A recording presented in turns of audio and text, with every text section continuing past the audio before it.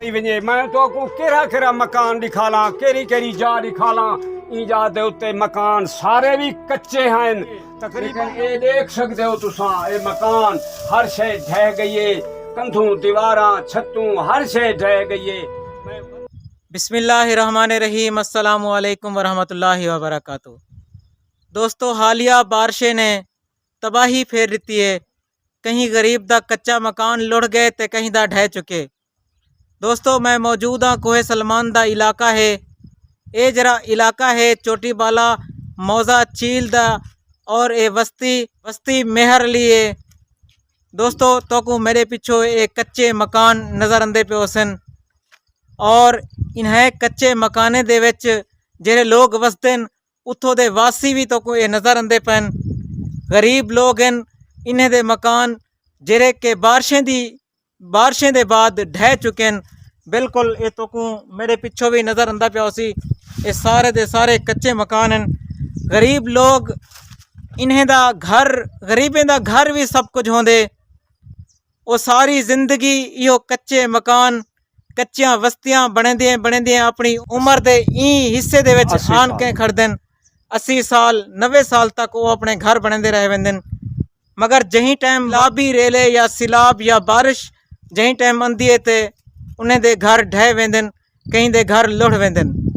मेरे पिछो तो को ये नज़र भी आंदा पिया सी, कहीं दे घर लुढ़ गए कहीं दे घर ढह गए।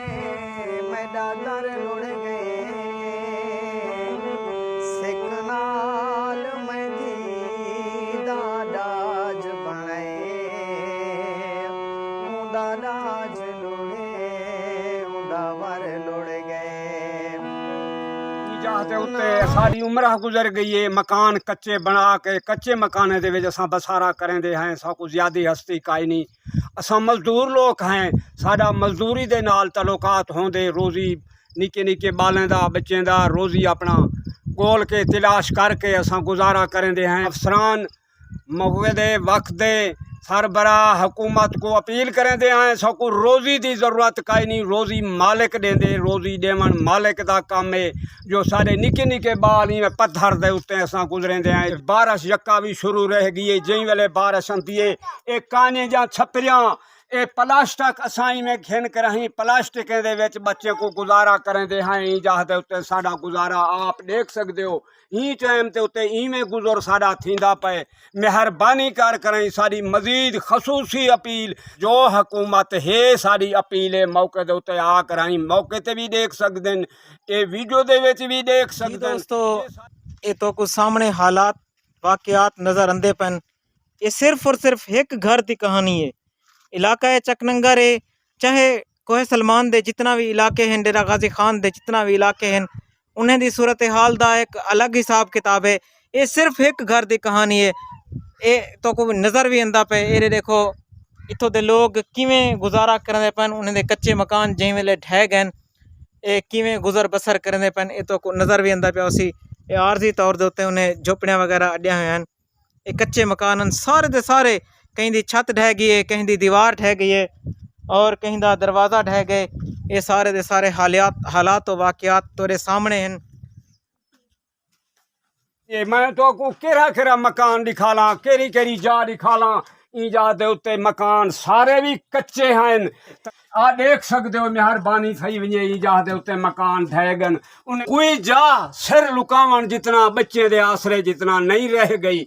मेहरबानी थी वजे लेकिन ये देख सकते हो तुसा ये मकान हर शे ढह गई है।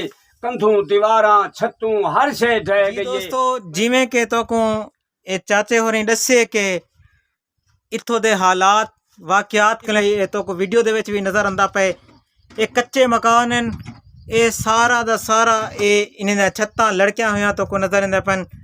क्या इत्था इंसान रह सकदन? वाकई नहीं रह सकते। जहीं टाइम बारिश आंदी है इन्हें उत्ते जिं वेले गुजरती है वो सिर्फ इन्हें लोगों को पता है जेरे इन्हें कमरे दे विच इन्हें इलाके दे विच गुजरेंदे पन। मैं बार बार अपील करे सा हुकूमत वक्त के भी और मुंतखब नुमाइंदे के लिए भी अपील करे सा कि खुदा दे वास्ते इन्हें इलाके दे विच चक्कर ज़रूर लाओ और इन्हें दे लोगों दे हाल ज़रूर देखो जिन्हें दे घर ढह गए जेरे शोदे परेशान हाल हैं। दिखालन चाहदा हुण ई टाइम मेरी उम्र 80 साल दी है, लेकिन बच्चे बाल पुत्र शोदे मजदूरी दी तलाश दे उत्ते रोजी दी खातर शोदे निकल गए। मैं ही जा दे उत्ते निके निके बच्चे हुण ये डोबे चा के पत्थर कट्ठे करके मैं हुण वला भी ही जा दे उत्ते वो जरिया बनदा पिया जो क्यों साकू तमा किरा होदा नहीं था। साईं में सारे तमन्ने त्रोड़ कर ही में अपना सिर लुकाई पे हैं। जे थी सके मेहरबानी ते सारी इमदाद करो, मदद करन। मुसलमान भिरा हैं लेकिन हुकूमत दा वाकई थी दे नुमाइंदे दा हक बनते। असां कोई असां कने ना मीडिया आला पहुँचे ना कोई अफसर पहुँचे। जे कोई सरबरा अंदन त रस्ते दे विच वड्डे वड्डे लोकें को नुमाइंदे को मिल कर ही वापस वल वेंदन। जे कशे फंड परो अंदा भी है तो असां ताईं कोई नहीं थींदा। राह दे विच वो अपना गुजर बुजर थी कर ही वो अपना इस्तेमाल कर वेंदन।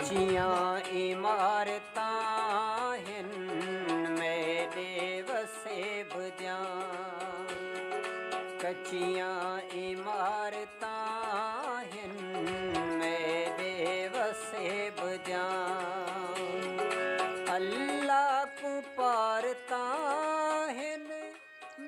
मगर अफसोस सद अफसोस ये है कि जनूबी पंजाब है चाहे कोई सलमान दे जितना भी इलाके हैं ना ही ये मीडिया जितना भी मीडिया है ये जनूबी पंजाब दे बारे कोई गाल नहीं करदा पिया। मैं अपने अल्फाज दे विच नहीं बयान कर सकता कि लोगों दे उत्ते क्या गुजरती पई है। तुसाकू अगर एहसास होवे तो इन्हें लोगों दे चेहरे इन्हें दे अखीं पढ़ के देख सकते वे कि इन्हें दे घर ढाहण दी इन्हें उत्ते क्या गुजरती पई है। मैं तो कहूँ ये सारे घर दिखे ना ये सारा दा सारा कच्चा घर है।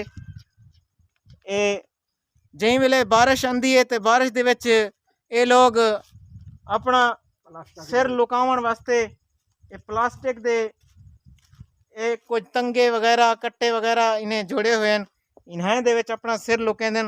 मैं इल्तजा करे सां जेड़े सारे असर रसूख वाले लोग हैं जिन्हें को लोग कुछ अल्लाह ताला जिन्हें को कहीं दिती है और मैं अपने वडेरे को भी इल्तजा करे सां कि खुदारा इन्हें लोगों का साथ ज़रूर दियो। इन्हें लोगों के बाह बेली ज़रूर बढ़ो। तो को अगर इन्हें लोगों का एहसास इन्हें लोगों का दर्द नज़र नहीं आता तो इन्हें दे अखीं पढ़ के देख सकते वे कि घर ढाण दा एक कच्चा है चाहे पक्का मकान है चाहे घर है चाहे एक कमरा है वो ढाण दा दर्द कितना होंदे ये गरीब ने इलावा कोई और नहीं समझ सकता या वो लोग समझ सकते हैं जिन्हें दे घर डटे हुए हैं। मैं तो